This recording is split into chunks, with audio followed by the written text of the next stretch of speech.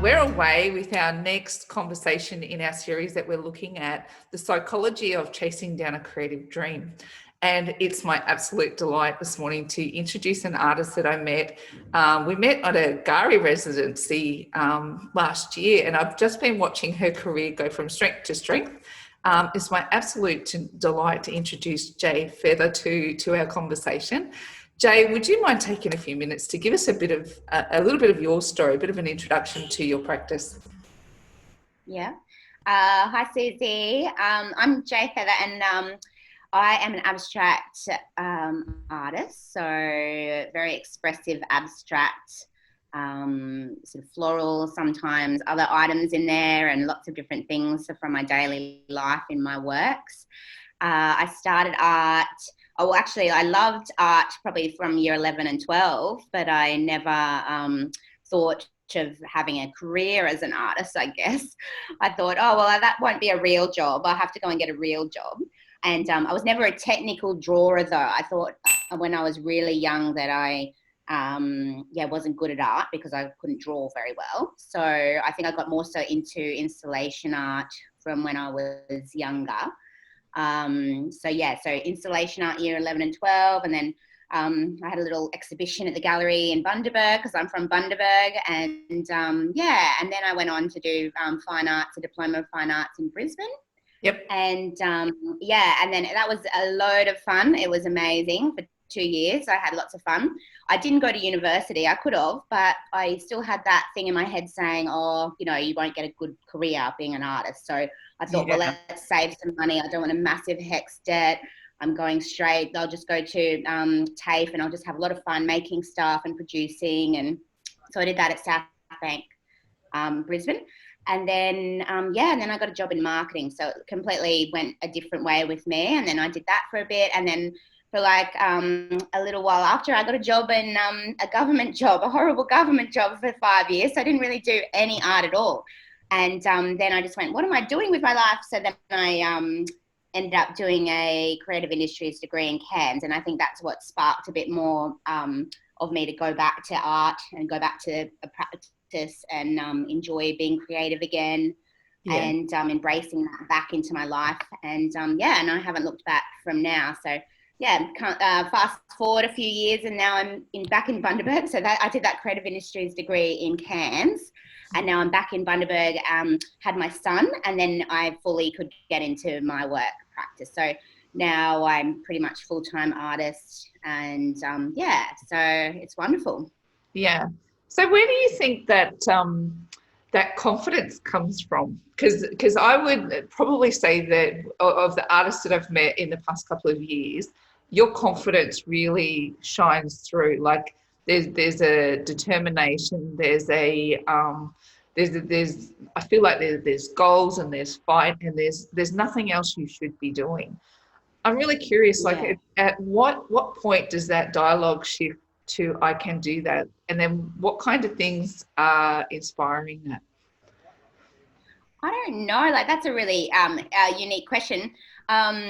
Like I've always, anything that I've ever like thought of doing, like in big installation, like I'd randomly get some random idea to collect, 200 plates or something like that and take them down to the beach, which I did. Like it just comes to me and I went, yep, I'm doing it. Just because it's what makes me happy, I guess. And I don't know, like, I don't think about anything else other than I want to do that. I want to implement that. Let's just do it. And then it rolls from there. Yeah. And then fast forward to now, just a lovely, beautiful friend of mine is we've just tossing up ideas and thought of, let's do an exhibition together, floral and floral exhibition where I paint and she does the flower arrangements. And I know that it's a massive risk because I'm doing an exhibition somewhere else. I have to transport all my work. It's going to be quite time consuming and hard for me. And I'm actually, like, you can't see, but I'm actually 5 months pregnant at the moment, and I'm like, let's do it. So I'm doing this exhibition, and so I'm pregnant, and we're just doing it. So just because I want to, really. So that's the mindset. It's like here's a project. And nothing's getting Yeah. in my way. I'm going to complete No, this. I'm doing it. Whether, regardless if you know it all fails and it's terrible and I don't sell anything, it doesn't matter. I just still want to do it, so I'm doing it. So you would be Because making, regardless of whatever else is going on in your life, you've come to that conclusion that I'm an artist and I'm going to make art no matter what else is going on. Yes, yeah. I mean, it does help with you know, someone like anyone who does purchase your work, you know, that's amazing and that gives you such confidence. You know, Yes. to have someone, you know, want your work in their home, and it's just so beautiful. Like, you know, I'm so grateful that people do, you know, want to purchase or want to have a piece. And yeah, and I find that so humbling to me, because that's what I guess is another driver. I think it would be, yeah, I think though, either way, if I was not selling or if I was, I'd still be going, well, I just want to do this. I'm going to roll with it anyway. So regardless, yeah, people will see my work somewhere. So yeah. So I have noticed you've got, because I follow your social media and I love seeing every time you've got a new work up or works in project. And I've seen that you've had your work down at Phrygian Yeah. in the gallery. Is that a represented scenario? How is that working for you, the No. work in Phrygian? Yeah. Oh, it's wonderful. It was all by chance, really, and this is what I want to like give to other artists. Take every opportunity that you have, or more so, just embrace whoever you're meeting. You know, because it was just all by chance that meeting with the gallery there, and then from that they contacted me. Like, I was just looking around at some of the stores there at Parisian one day shopping.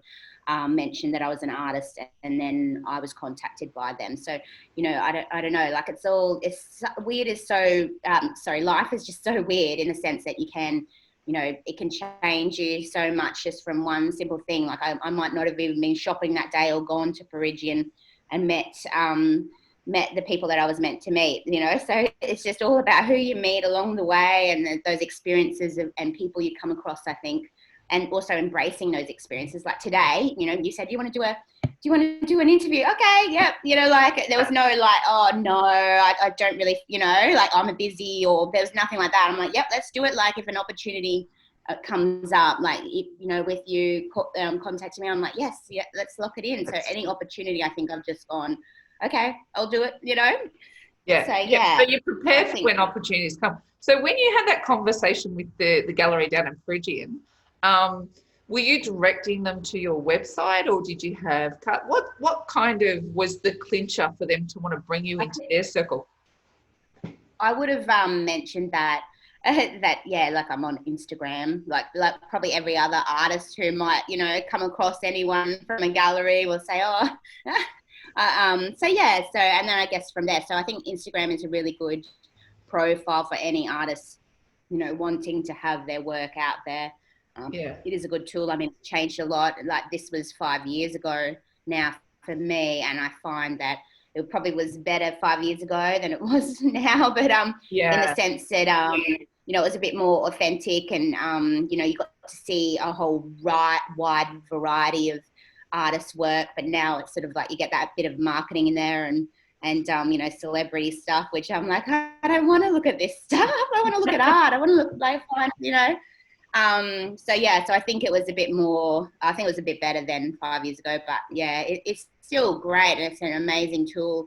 I just started it. I didn't start it to sell my work. I put my work on Instagram solely just to have a gallery, like an online sort of, you've got a little portfolio there. So, you know, you can show your friends like, oh, I've done this, you know, painting. I'm working on this one at the moment. So, and it's easy, you don't have to get your phone out and scroll through 1,000 photos. So yeah, so that's why I started. It was never the intention to sell my work, or I want to be, you know, selling. It was just like a lovely gallery, so portfolio. So yeah. That's what. So are you someone who likes to visit other galleries? And your work is quite abstract, and we'll put links over to so people can have a look at what we're talking about.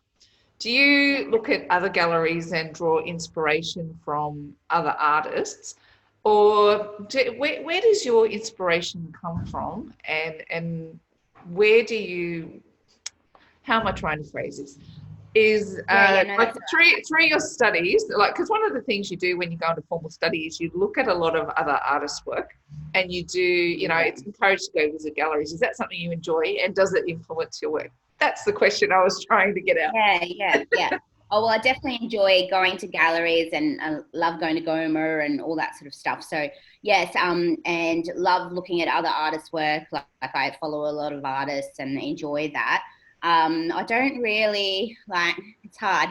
I sort of I guess my work is more so from just daily life. Like I don't want to, like, you know, copy anyone else's work, but I definitely love John Olsen and all the classic sort of artists. And Charles Blackman's like one of my favorite artists. So I do have lovely like those big artists that I do love and enjoy their work. But I basically am inspired sort of, I guess, from having my son. My work changed completely. Like I was very you know, natural sort of tones, very neutral with the browns and, you know, beige and all that sort of stuff. And then having my son, it's just done something to me, I guess. And also having like worked in a really horrible government job and not having that, I don't know, like as soon as I've had my son after that, and then it's like a spark sort of, you know, came over me, and I went pops of color. So I just started this sort of colorful, you know, paintings, these little sketches, really. Like they were, I started, my son would go to sleep and I'd start painting these little tiny works on paper, you know, on the dining room table, and we lived in a little unit then. And and so every time we'd have a nap, I'd be painting. I wouldn't be doing the housework. I was like, no way. So so I'd just be spending my time painting, and then I just got, you know, into it more and more, and it's built up. I don't know, but I do find that I need that energy from my son at times, because painting's very solo. So you're in your studio by yourself, and I like to be around other people. I like to have, you know, like have that energy that other people can, you know, give you at times as well. So so I the other day, don't tell his school, took him out of school, and we had a sneaky fun day, and that sort of like re-energized me. So then, and you know, this week I've been able to get like back into it. So I guess he's my inspiration for any of my things. And then obviously I will put little random things in my paintings. You know, like I got given some wattle, and then I've painted a painting of, you know, a wattle piece. But it's weird. It's like a subconscious level. Like I don't think I'm going in to paint this painting of wattle that I've been given by a friend. Like I don't think I'm going to paint wattle today. Yeah. Like it's a weird thing. Like I can't even inspiration strikes. Really. Inspirational strike. Yeah, it's something in your environment. Yeah. But yeah, it's weird. Like it's like subconsciously, then I work that painting and it becomes the wattle. So I don't know. I was going to ask you about that. It's a question I pose to artists a lot, because some artists say, yes, I get into this state, and some artists say I don't. But like I tend to, when I create, feel like it comes from somewhere else, and you step into like a flow state or a zone state, depending on how you want to word that. And the art kind of takes on its own kind of language. Is that something you would relate to, or do you go, no, I'm much more methodical? I'm definitely in that state. Like, I've listened to some podcasts on flow and all that sort of stuff, where you're basically, you know, you might start painting at 10, and 2 hours have passed, but it feels like 2 minutes have passed. Like exactly, you're in some weird zone of. And with me, it's all about the marks, and I don't really think about where I'm putting like my marks. So it's strange, but I do know like if it's looking good or not. Like I'm like, you know, I step back occasionally to know where I need to put my next mark, and it's more about where the paint, what it's doing with the canvas, and like I might pinpoint a little section. Oh, I like that really lovely bit of detail. I want to keep that section. So I do have some knowledge of what I'm doing, but it's a lot of it is that feeling as well. So it's very physical as well. Like I'll go in with a piece and I will probably pick out some colors that I initially want to use, but it doesn't mean that piece will stay that color and that, you know, tone for the, its journey. Yeah. But yeah, like I said, like the other day I've started a piece and then I started putting these pops of yellow in, and then it became the wattle Okay, beneath the something wattle completely tree. different. So Yeah. yeah, it's just, yeah. Yeah. And then, yeah, just depending on my mood, like a painting can be completely different the next day. So that's like, I would find it hard to try and, reproduce, a work that I've already done. I Or could, that but was I kind of wouldn't be my other thought authentic. is, do you take commissions? Do you I do. I allow do. I people find to them very dictate your difficult. process?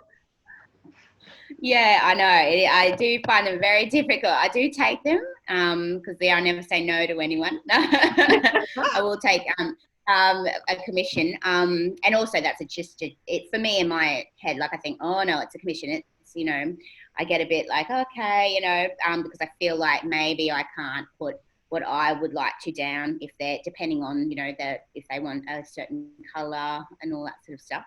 But then in saying that, I'm glad I've said yes to a lot of them because they have, someone has asked, oh, can you do black and white and or black and red, and I've never used that. I've never used black and reds and those really heavy sort of tones.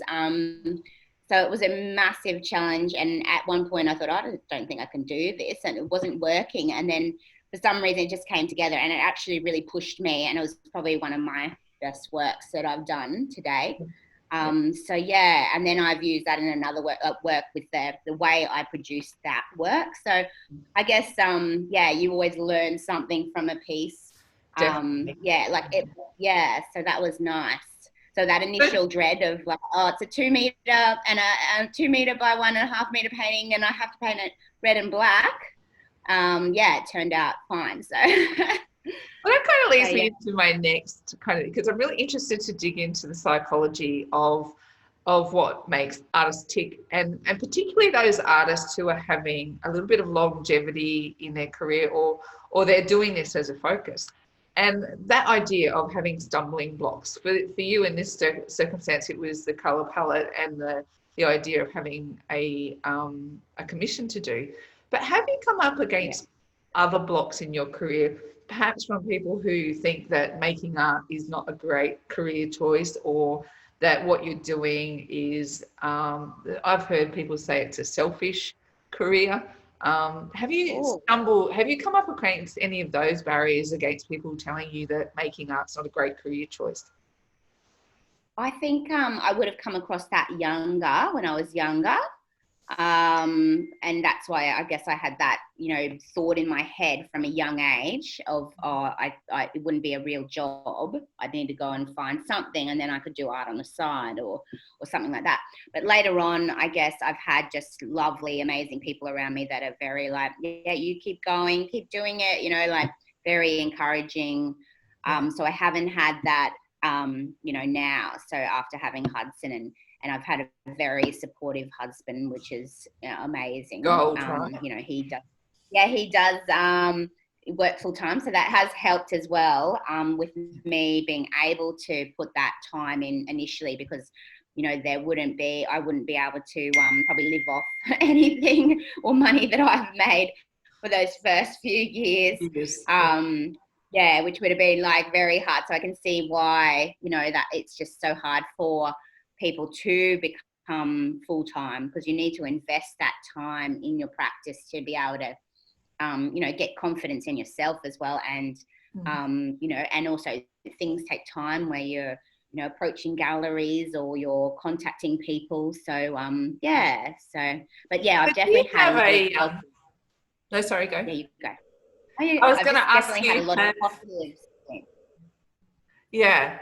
And that's when you've got a great support network around you, that gives you kind of like the tick. It says, this is something, if I've got one person telling me it's okay to do, then you can help to start the dialogue in your own head to say, all right, this is great to do. But then on top of that, once you go, all right, I'm in this, I'm an artist, I'm going to start chasing this down.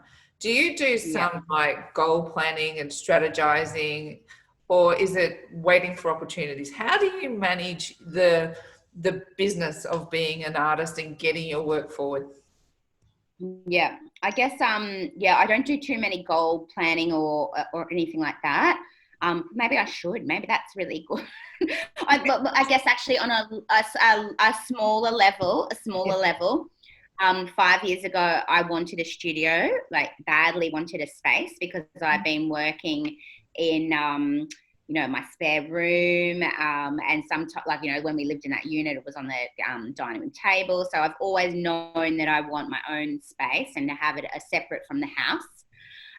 So yeah, and then that dream did come true this year, where I did get to purchase my own shipping container and just put a door in it and window, and it's amazing. And I'm like, I feel like it is literally a dream come true. So I guess in that sense, like, I've had in my head, I've always known it will happen. Like, I've always told myself I will get this studio. It will Yeah. happen. Yeah. And it happened. Yes, it was 5 years, but But it it's happened. happened. So Yeah. yeah, and that was the same as when I first had my one of my exhibitions. I knew I wanted a ute, so I could at least transport my artwork, because all my work is quite large, and that happened as well. So I always, like, I've had these small goals. I have, like, all these little, like, little goals that I want to tick off, and Yeah. then and So I'm you might not nothing huge. necessarily write them down and go, this is my goal, but they're there No, and you're focusing they're there mentally in my on them. mind. I know that Yeah. that's what I want in the future. So Yeah. yeah, so I guess I have had a few goals ticked off, especially this year. So yeah, so now I've got the big one out of the way, which is the studio, the main one. I'll probably just be Amazing. adding to it. Yeah, like putting aircon in. I'll be wanting extra things in there to, like, keep comfortable. But yeah, but it's good for now. I'm just so happy. So I feel so lucky that I can even do this every day. Something I just incredibly like. It's like, yeah, it's like I live my dream life. Like, I wake up, I have time with my son. I get to pick him up from school. I have that sort of and I get to paint all day. So how nice is that? It's I've got amazing. nothing to complain And about. you know what? When I hear you talk, there's a couple of things that I always like put forward, and I take as my personal values as well, and that's to truly believe in what you do, and then Yeah, believe it's going to happen, and have yeah, gratitude for it. And I think you yeah. really, in listening to you talk, that's what I hear, is that you believe in what you're doing. You know it's going to happen, and you have gratitude. And I think that really reflects when we're looking at your career. Another thing I Yeah, wanted to look like, and that breeds confidence too. And this is another question yeah, I get often, is like, how do I price my work? So when you've got to this point and you go, I believe I'm going to have an art career, I'm making this incredible work, and now you're at the point where you've invested in a studio, which looks amazing, by the way. I've been watching your progress on Facebook. So you've invested in a very good. studio, and you're putting all this work into it. How do you now, at this stage of your career, price your work, and how have you progressed what those price points are? Yeah, good, really good question. I started so low, like, I think I was selling, like, I did those little paperworks in my dining room, had them framed and everything. I think had them for $50 or something like that. So yeah, so I don't know. I think I just went, oh well, we'll just see if someone wants it at that, then that's great. and then and then when they sold, I went, oh well, I'll just up that a little bit to $60. And then I think it just sort of, I just moved the prices as I went. Like, I Yeah, never, like, it's funny, like, when I started doing paintings and everything, even on canvas, I'd price them super low, because yeah, I just thought, oh, just, because I didn't know, maybe people don't like it. Like, you sort of have that, no, I'll just price it this, because, then I'll just see if someone does like it. yeah, And then, once they sell, I guess you get that bit more confidence to know, well, hang on. Or if there's, like, I think I have, like, held off putting anything up really high, because I do really want, everyone to be, like, I don't know, I sort of want people to be able to, afford my art, and that I know the joy that having artwork in your home gives someone. yeah, So yeah, it's a hard sort of, like, thing. Obviously, you never get back the time and energy you've put into putting, a massive painting together. But because I just love it, it's not work to me. Like, I don't feel like it's even work. Like, I can just yeah, it's just joy. Yeah. You know, making. Yeah. I'm So getting that's emotional. it's a really tricky question to answer, isn't it? Because depending the price of a piece of art depends on so many things.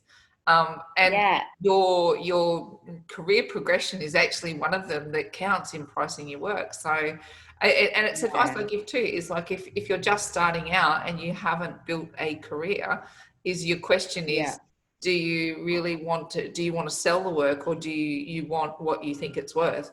And then if you want what you yeah, think it's worth, you've really got to build a career around that and sit yeah. and That's wait. true. That's true. Yeah. Yes. Yeah, it's a hard one. Like even now, people are saying, "Oh, you need to up your price," to me, but I don't know. Like I'm happy with where it's at. I don't think yeah. So like I've had comments like that from friends and from other people in business who say, "Oh, it might be time to move your price point," but. Yeah. No, I'm just, I'm happy with what I'm selling at the moment, and yeah, and it's sort of I feel it still is affordable for people to purchase. Like it's not so unattainable, Yeah. ridiculous. So yeah, but it is that balance. It's really hard Yeah. because you've got to take into account your framing and transport and so yeah, it all adds up in the end It all because I do a factors lot in, of doesn't it? Yeah. it does. So I have to like ship a lot of things around the place which I never take into account. Like I always, when I price, I'm like, oh yeah, that's a good price. And then later on I think, oh, well, I've just lost, a few $100 there. But yeah, anyway, I'm like, It oh, well, it's expensive to ship your artwork, and it's something it that really is. needs to It be is.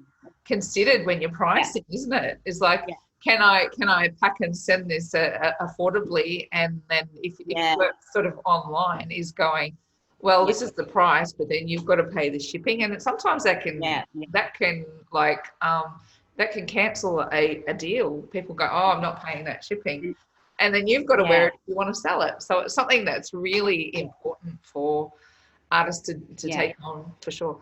I've got another question, because where we met was at a gathering of regional artists, which was amazing. Yeah. And there was like galleries, and there was arts workers. There was like a big collaboration of people. And one of the things that came out of that, I think, is that sometimes artists can see each other as competition versus colleagues. And I wonder how you feel about that. Do you have artists in your neck of the woods that you feel are definitely colleagues, and then there's other people who you go, oh, they just want to be my competition? And is that something that you come up against in your region? I don't know. I feel like the Bundaberg region wide bay is just very accepting, and there's some really amazing artists, like better than me, so better than me, doing amazing things, and some of them aren't even like online, and I think, oh my gosh, like amazing, like there's Sue Hutton for one is like one of my favorite artists here, and she's actually is on Instagram now, but yeah, it took her a while. But yeah, she is like one of my favorites. But I do have a lot of like I don't feel competition Yeah. from anyone really, because like all works are so different, and it's about whoever purchases, if someone's going to buy a piece, you want that to be the perfect work for them, and they're going to feel something from that painting when they see it, so they'll know that that's the work that they're buying. So yeah, so I don't feel like anyone's a competition. It's just like I just embrace You other feel like they're people's practice, colleagues? and yeah, definitely. Yeah. Yeah. Yeah. And isn't that a beautiful thing when you go, and I love how you just phrase that, is that the collector is going to fall in love with the art that they fall in love with. And if somebody is having those kinds of successes, is to cheer them on, and really encourage our industry growing as and we all rise together. When the art industry is strong, we all get to have a place within that. Yeah. Well, Yeah. Absolutely. so with that mentality out there that your artists are colleagues, how do I phrase this? It's like having the right herd around you. And then when people are saying the right things to you, you can really get your headspace right. Yeah. So that's one thing that's working really, really well. And I feel it on the Fraser Coast too. But for you personally, do you engage other things like meditation or other forms of keeping like a really good positive mindset in keeping your career moving Yeah. forward?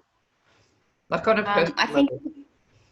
I just think it's actually just practicing is my meditation in a way. Like I know it can't be because meditation is supposed to be still and quiet, and so I Meditation don't actually practice. is what you describe it. If that's that meditative um, state for you, yeah. yeah, it is a meditative state. Like it makes me happy. It's like if I'm not in the studio for a prolonged period, so like I'm saying a week, I can go a few days and I'm okay.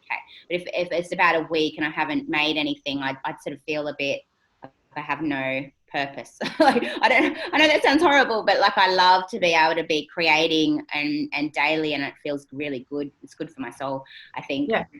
So yeah, and I mean the only other thing I do is well, when I could, I'm pregnant at the moment, but when I could I would run with the dogs. So I do my run, and I don't know, I love that. I love running, but at the moment now I'm walking, so I have to walk, but I'm listening to podcasts. I'm listening to A Life of Greatness on a podcast, and it's pretty inspirational. Yeah, so I've got a bit addicted to it, but normally I don't like listen to anything. Normally in my studio it's like silent as well, but I'm starting to bring music into it. I don't know what's going on. Maybe this baby has made me a bit more, I'm grooving now in the studio, but before it was just silence because my son is really full on. He's a very big character. So I think when I was in my studio, I just wanted like silence, quiet time, because my son's now 6, so he's at school. So now I've got music on a bit more in the studio, which is nice. So yeah, but I have been listening to some of those podcasts, which are quite lovely and definitely positive, and listening to different stories on there is really lovely. I'm super interested in that, and I because it's something I do too, and like I try and really feed my soul, my head, my brain, my heart, whatever, some really good food, like in as far as getting my headspace right in staying with this career. So you mentioned you're listening. What is it? What's the name of the podcast you're listening to? Oh, it's just called A Life of Greatness on Podcast One, and they've just got a range of different people talking about their life. But it's been really enjoyable, and it's been only the last 2 weeks that I've been doing that. But I think it's because again, you're alone in the studio, and if I don't organise catch-ups with other people or people come into my studio, then I'm there, every day alone, hanging out. So it's just nice to, listen to something different, during the day and sort of be inspired by others as well. Not sort of, it's more so, it's not, I'm not, it's more so to listen to other people's stories, because you just sort of become like your own little bubble world of like hanging out by yourself, and you don't hear much from the outside world. So it's nice just to have that connection to people. For me, because I need that. Like I really do need that, being a social person. They actually say that artists are among the highest rates of mental illness for things like depression and things along those lines, because we do spend so much time in isolation, just in our little bubble, focusing. And I think one of the other things that comes up is when you are so driven and you're so isolated and you're so focused on this practice, what happens then if you get mental block over what you're creating? And it's like, if you don't have something to come in and keep inspiring you, it can be really debilitating. Have you ever suffered from anything like creative block? I haven't. I feel bad for saying, but I haven't yet. So I'm lucky. Yeah, I'm lucky. Like I like you have days where you might produce some works and you think, that's not very good. But like I always take something out of it, thinking, oh well, at least I learned a new texture, or I like that little section of that that piece, even though I've folded it up and put it in the bin. So so I guess so I do have some days where I'm like, I haven't produced anything, or I feel like it was maybe a wasted day, but I guess it's never really wasted because you've still you're still practicing, so you're still learning different things or learning what not to do in a piece, or or it just didn't work. My head space might not have been in that flow sort of situation where I might be thinking about other things. So you have those sort of days, but I don't know if about like a mental, like I haven't had any block or of any degree. Like, I have heard of that happening to other artists where they can't produce anything or they just don't want to. I don't know, like it's just, every day I have to do something every day. So at this stage, no. You haven't had those mental blocks. And I think what's really like if I'm putting together the way that you work through your practice is that you just don't, I just have yet to hear you say something super negative about the way this rolls out. Like you look at your practice with such gratitude and such positivity, and it's who you are, not just what you do. So it's like even on those days where you feel like it's not working for you, you're still saying, well, the picture may not have worked, but it's still working for me to be in the studio. It's still working I'm for me still so happy to be there. I just want to be like, I'm just happy and grateful. I think it's because I worked in a horrible job previous. So I think I have a measure of what is it, like you sort of look at your life and you've gone, oh yeah, I can't believe I did that for 5 years. So you look back and like this life that I'm living now is like completely different, like the complete opposite. So I think I couldn't find anything but joy in it, because there's nothing that, if I had to go back to the old me or the old life that I had to work in that government job, shift work, then I'd be very down. But it's a sort of, you just are so grateful for what, like I'm so grateful for what I have now.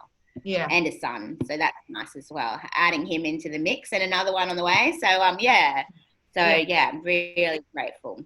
So does your lovely little son, does he get in the studio and paint with you? Does this become a family adventure at times? Definitely during COVID, he came in quite often. And he painted a beautiful piece for Anzac Day, which I was blown away. It's got an old bed sheet, and he painted on the bed sheet. So and he has actually said, he said to me, Mummy, I just want to be like you. I don't want to work. And I'm like, well, I do actually work and I do paint. But I said, if you love what you do, then you don't work. Like, that saying, you love what you do, don't work a day in your life. So I said that to him. But I just want to be just like you, an artist. So we'll just see about that. But yeah, he's got many years to feel around for what he wants to do. But yes, and he's very full on, very energetic. So plenty of energy to burn. So it's good that he got to do a big painting and take some time on that. And how old is he now? He's 6. 6. So how do you feel? One of the things that can sometimes slow artists down is managing that family work life balance. Where do you how have you come to your priority system on how to put your art forward and still maintain a really happy family balance?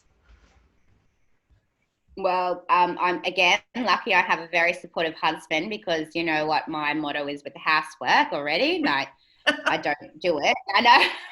Actually, no, I do some, but it's not daily. And I think I'd go insane if I had to get off every bit of dirt or dust from our house.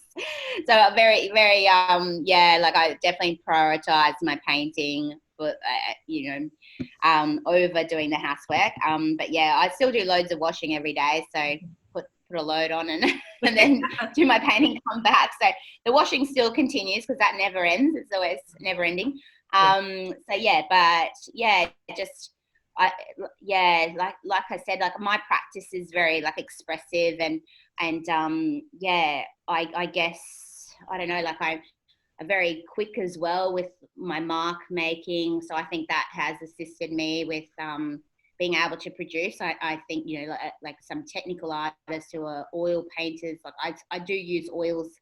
They take a long time to dry, but as you know, but like technical artists may find it difficult, maybe, Yeah. because Yeah. I don't know. Yeah, I can't speak for them, but yeah. But I So think the I don't big thing know. that I Like hear you say style there for is me. that Yeah. I hear you say I prioritize my art, and even though Yeah. your little boy is saying, "Oh, I'm going to grow up and not work like mum," is like, you know, you laugh at it and you go, "Actually, I prioritize my Yeah. art. I prioritize getting in my studio and making this. I completely acknowledge that my family is supported, and I'm grateful for it, but." Yeah. I prioritize this, which is it's such an important mindset. Whereas, you know, like you say, you could have your day job and you can go, oh, I'll do my art as a side thing, but you can actually Yeah. vocalize and say, I prioritize my art, which gives it Yeah. a bit of, you know, like I fully believe that the energy of what you believe is what moves you Yeah. forward. Well, And I wonder. yeah, and like, so I was just going to say with Hudson, when he was little, obviously I've still been producing throughout this. It was just mainly when he was asleep or at night. So I'm still prioritizing the art, and I'm prioritizing him because he's my main man, my main priority.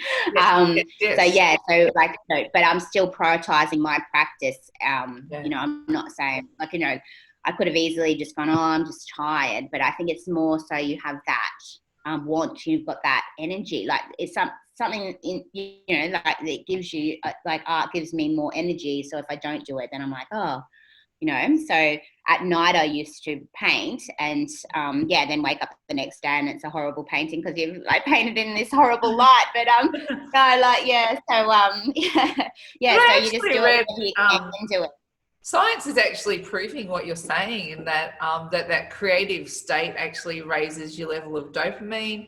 It gives you Energy, more yeah, motivation. It gives you more yeah, energy. It gives you a more healthy mind. So what you're saying is like you are living that in practice, and science is fully backing up that idea that if you indulge that creative practice, even if it is 3 o'clock in the yeah, morning, it's still yeah, lifting your levels of dopamine, and that can be a yeah, huge benefit when you're trying to look after little great, kids. Yeah, instead of yeah, going that I'm just going to let this go. yeah, yeah. And so, like, obviously, we've got another one on the way. We're due in January. So, yeah, things will slow down a little bit for me, but I'll still be making. Like, I could never stop making. So, Yeah. yeah. So, Yeah. yeah. I love that. It's so nice to listen to that mindset and go that my art is a priority along with my family, along with my responsibilities. My art is a priority.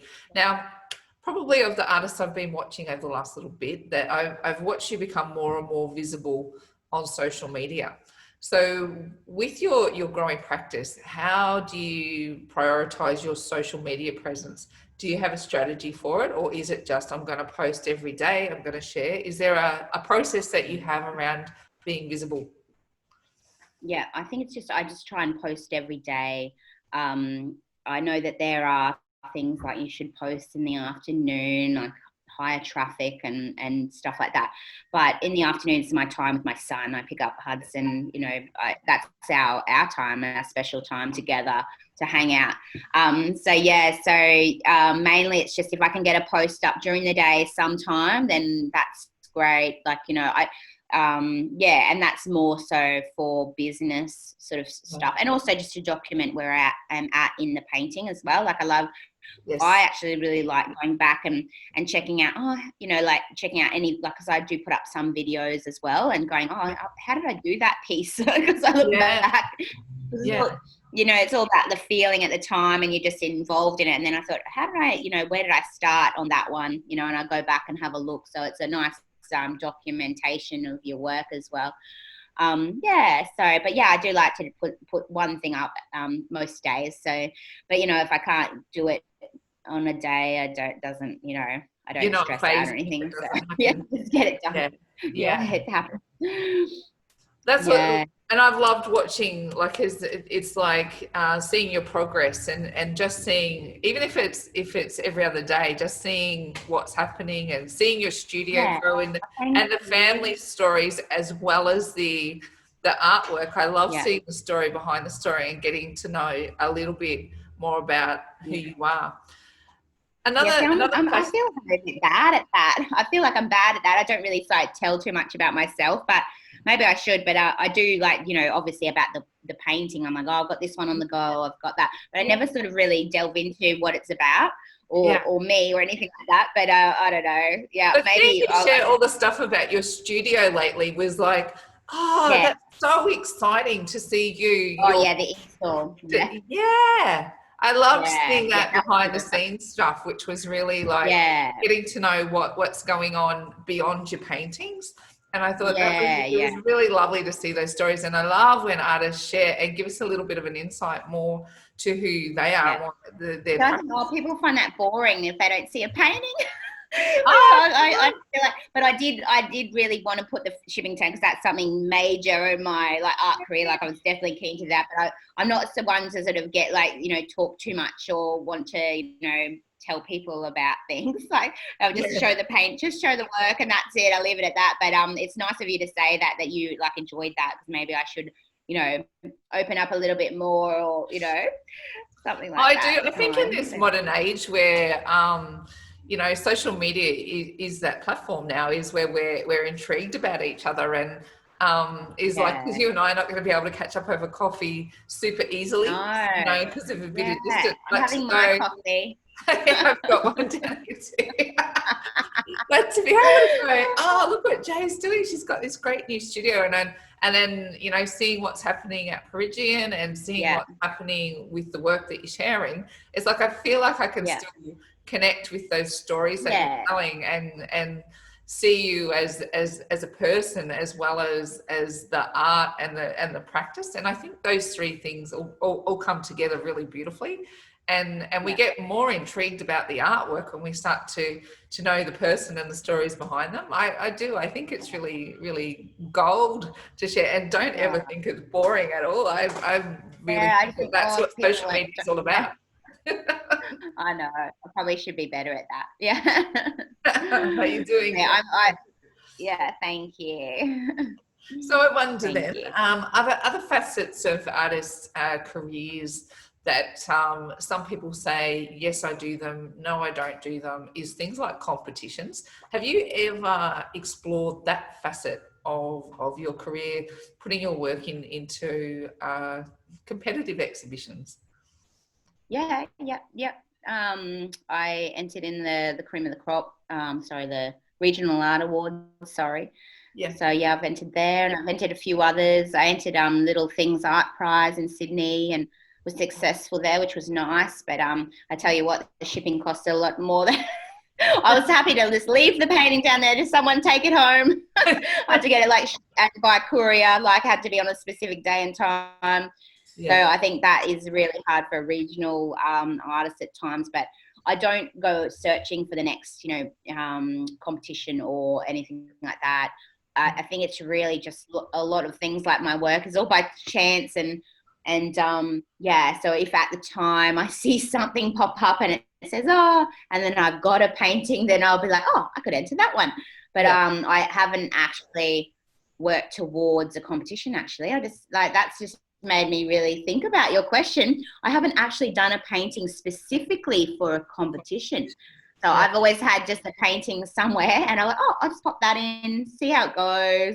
So even the one with the I had the installation at the beach. I did a big installation with the plates. I didn't actually think, oh, I'm going to enter this in a competition to try, and I just wanted to do it. So I just did it, and then photos turned out beautifully. And then I just saw the Queensland Art Awards pop up, and I went, oh, well, I could just enter that. Like, but it wasn't, I've never sort of produced anything specifically. I can't say that I wouldn't in the future, like I might, you know, I'm not saying I would never, but so I guess it's a combination. You're still taking some logical steps around competitions. You're still going, oh, that's the award. What are the conditions of it? Does my art fit into that character? Do I have something? You're still putting like the framework around the work and going, is this competition suiting what I'm doing? And you can definitely play that from both angles. You can look at the competitions and go, I'm going to create for it, or what you're doing, going, that fits, I'm going to enter. So what I'm interested in, and sometimes this could be really challenging for artists, is entering competitions and they're believing that their work is super ready for that show. and that they lose or they don't win a prize, or a work that they think is inferior to theirs wins. What kind of mentality do you go into competitions with? And have you ever felt that sting of disappointment in a competition? I've no perceived view of what, like, how it's going to play out, because I don't even think about it really. It's more so for me, like, it says, oh well, that's nice, I've been included. Like, I just would be happy to be included in like an exit, like, you know, a gallery or anything like that, if the work was selected. So I'm just happy to get to that included zone, and then if it sells, that's a bonus, and then if it wins, if there's a something that wins, that's fine. I don't even think about it. Like, if I don't win, I don't even, I guess maybe I haven't entered those really big competitions where maybe you put a lot of stress on yourself, like you said, if you've done a piece and you've worked like towards that painting, whereas mine, I've just put in something that I've made previously. So maybe in the future I'll get there, you know. I'll feel really bad if I make something specifically and then like but I don't really think about it at all. Maybe if I was younger, maybe, but not now. Not important to me. I think this is why your work and your practice is such a delight, is because your heart is in it because you just want to make art and share it with people.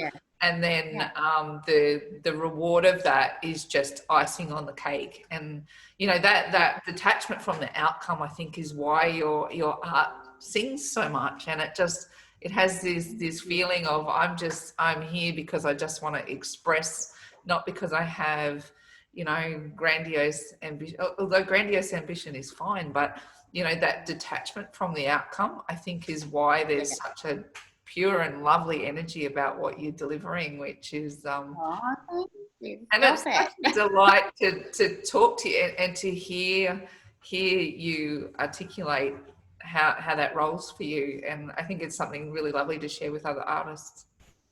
Oh, thank you. My pleasure. Do you know, we've been talking for like an hour now. So oh my goodness, see? Like that. It doesn't go quickly, it's so lovely. And I think that was when you talk about things that you're passionate about, is you know, it's an easy conversation and it moves super quickly. And it's a you know, it's a joy just to indulge in those things that you love. Yeah. Well, just talking about it, I'm like, okay, I've got to get in the studio now, like, because it's making me want to like do something. I'm like, yeah. Well, so let's get in there. But yeah, thank you so much. Yeah, it was an absolute delight to chat with you today. Thank you so much for taking the time to come say hello, and we wish you every success, and we'll be keeping on watching your story as you share it. Next catch up has to be like face to face. I'll have to come to Harvey Bay, I think, because like look at that beautiful space. Oh, we'd love to welcome you into our space. That would be amazing. Yeah, that's beautiful. Oh, thanks, Susie. I'll talk to you soon. We will. Thanks. Bye. Bye.